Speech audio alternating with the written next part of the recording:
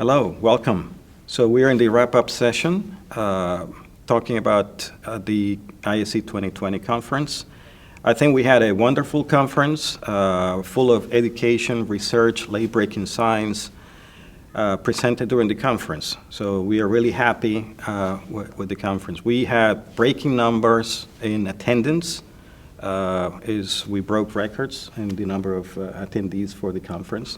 So it's wonderful to know that the conference remained one of the strongest conferences in stroke in the world. So in addition to that, I mean, we had 3 pre-conferences. We have the main events celebrating some of the major anniversaries that we've had over the years. The 25th anniversary of the TPA trial, the 5th anniversary of the endovascular trials, and we had the 50th anniversary of the Stroke Journal. So that all was really exciting for the attendees of the conference.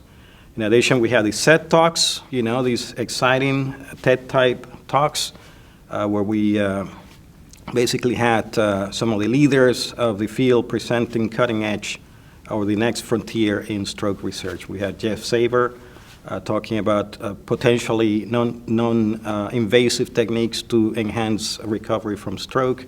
And we have Don Kleindorfer talking about women and stroke. A very important topic for us in the conference since we are enhancing the numbers of women participating in the stroke conference. In fact, 3 of the major the awardees of the conference were women. We have Pamela Duncan, we have Megan Niedergaard, and Devin Brown as winners of the major awards. Yeah, it was an excellent representation from our female colleagues. We have made a very concerted effort, you and I especially, and Dr. Jovin will be joining us next year, really to enhance representation from diverse presenters, including those from underrepresented groups and women. Over the past year, we have increased the number of female presenters from 26% to this year's high of 47%. So it just shows we can do it, we just need to pay a lot more attention to it. So I'm really pleased with the way the late-breaking plenaries have gone, very exciting new science.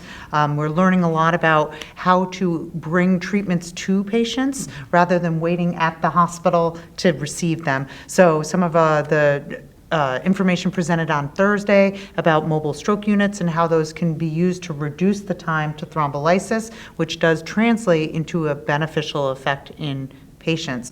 And Tudor, you were very excited about the NA1 trial? Sure. One of the main reasons people come to a conference like this is to find out for the first time about groundbreaking trials that answer important questions in our field. This year, the International Stroke Conference, again, has not disappointed.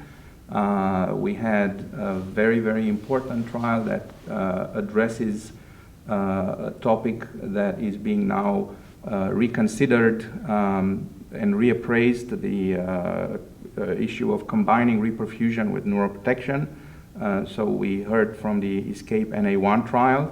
And there are a lot of other randomized trials that have been presented here, such as the SKIP study that looks at whether there is added benefit to giving IV TPA on top of thrombectomy. There are trials such as the tranexamic acid in patients at highest risk for hematoma expansion in intracerebral hemorrhage, and many other trials that addressed important questions and have brought our understanding of this field a great deal forward. Other groundbreaking developments in the endovascular area is the advancement of robotics, which is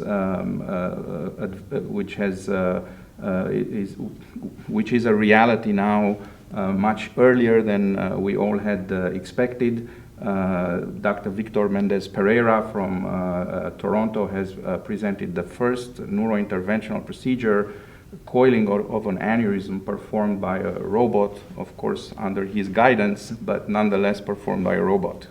I think these sort of strategies will really be in the future, and now not very far future, the near future, will allow us to provide these level of care strategies to patients that may not be near an endovascular or thrombectomy capable institution. So I think it will change our whole idea of stroke care. Also learning about probably the optimal dose of TNK has also been very helpful. So I think we've learned a tremendous amount this year. We've had some great late-breaking trials that are going to inform our practice, and I hope that the people that attended, the attendees, feel the same way, and I hope that they leave this conference with knowledge that will affect their practice and their laboratories.